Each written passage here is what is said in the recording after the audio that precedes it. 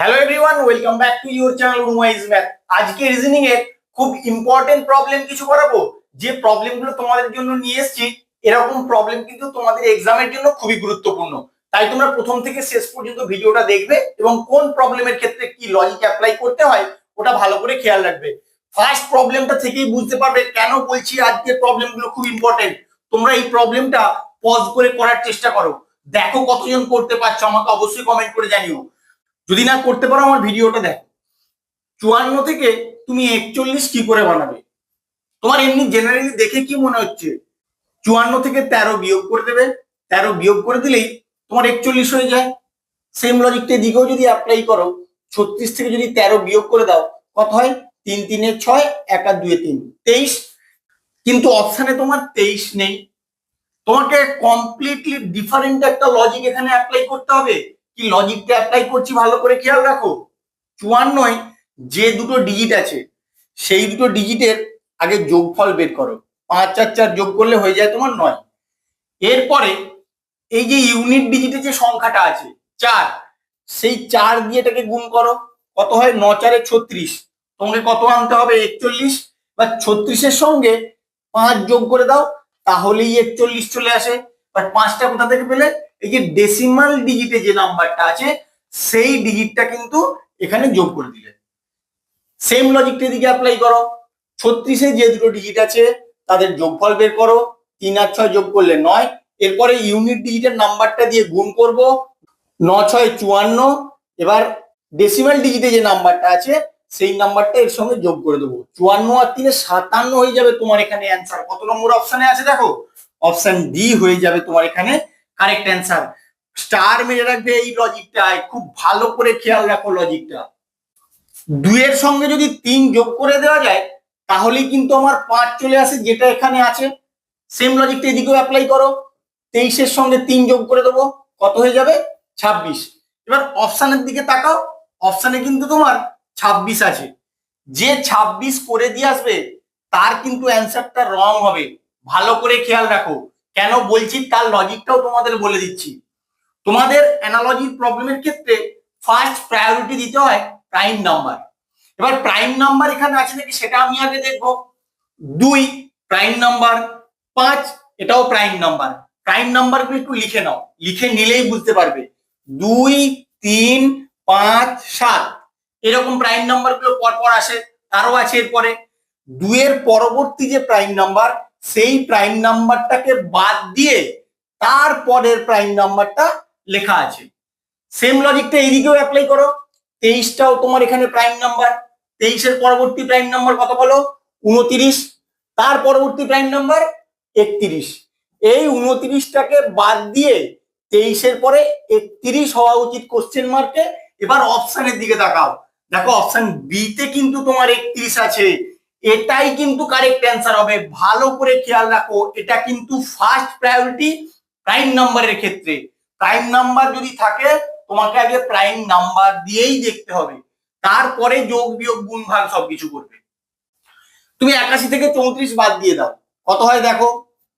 7 4 11, 3 আর 4 7, 47। তাহলে 23-এর সঙ্গে তুমি 47 যোগ করে দেখো কি অ্যান্সারটা আসে। 7 আর 3 10, 0 হাতে 1, 4 আর 2 6 আর 1 7, 70। কিন্তু অপশানে কি তোমার 70 আছে? নেই। তাহলে এই লজিকটা এখানে অ্যাপ্লিকেবল হবে না। তাহলে আর কিভাবে হতে পারে? তুমি যখন এভাবে পাচ্ছ না, স্কোয়ার দিয়েও ভাবার কোনো দরকার নেই। কিউব দিয়ে তো ভাববেই না, কারণ এত বড় সংখ্যার স্কোয়ার কিউব দিয়ে তোমাদের লজিক দেয় না।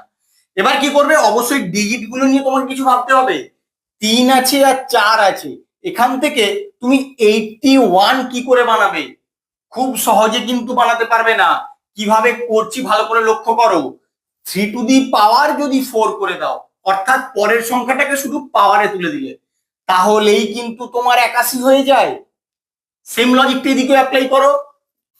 23-এ যে দুটো সংখ্যা আছে 2 আর 3, 3টাকে 2 এর পাওয়ারে তুলে দেবো। 2 টু দি পাওয়ার 3 করলে কত হয়? 8 হয়। এবার অপশনের দিকে তাকাও, দেখো অপশন বি তে তোমার 8 আছে। এটা কিন্তু এভাবেই সলভ করতে হবে, ভালো করে খেয়াল রাখো। 83 থেকে 25 তুমি কি করে বানাবে? 83 থেকে কত বিয়োগ করলে তোমার 25 হয়? তুমি বিয়োগ করে দেখো 83 থেকে 25। 5 আর 8 13, 2 আর 5 7। তাহলে 83 থেকে যদি 58 বিয়োগ করো তোমার 25 চলে আসে। 92 থেকে 58 বিয়োগ করে দেখো কত হয়। 8 4 12, 5 আর 3 8, 34। এবার অপশানের দিকে তাকাও, অপশানে কিন্তু 34 নেই। তাহলে এরকম ডাইরেক্ট প্রসিডিউরে তো আর হবে না।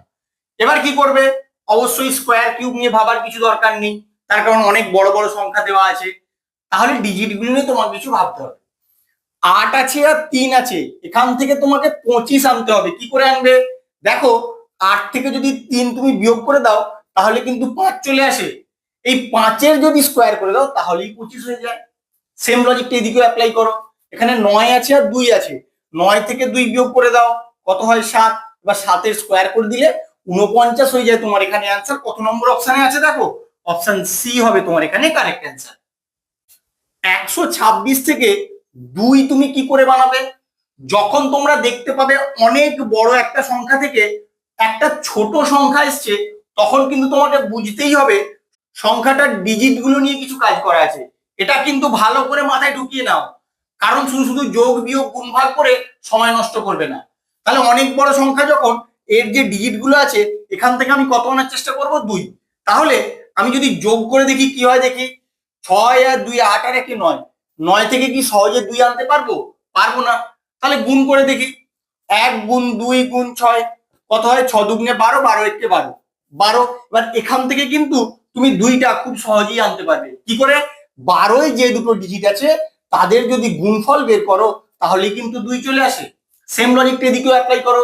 64-তে যে দুটো ডিজিট আছে তাদের গুণফল বের করো, 6 4 24। এবার 24-এ যে দুটো ডিজিট আছে তাদের আবার গুণফল বের করো, কত হয় 4 দুগুণে 8।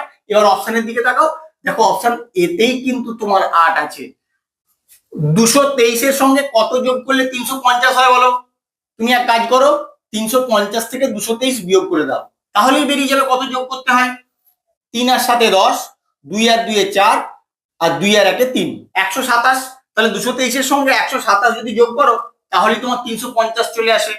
সেম লজিকটা এদিকেও অ্যাপ্লাই করো, 127 এখানেও যোগ করো, দেখো কি হয়। 9 7 16, 6 হাতে 1, 2 1-এ 3 আর 1-এ 4, 5 আর 1-এ 6, 646। এবার অপশনের দিকে তাকাও, 646 কিন্তু তোমার নেই।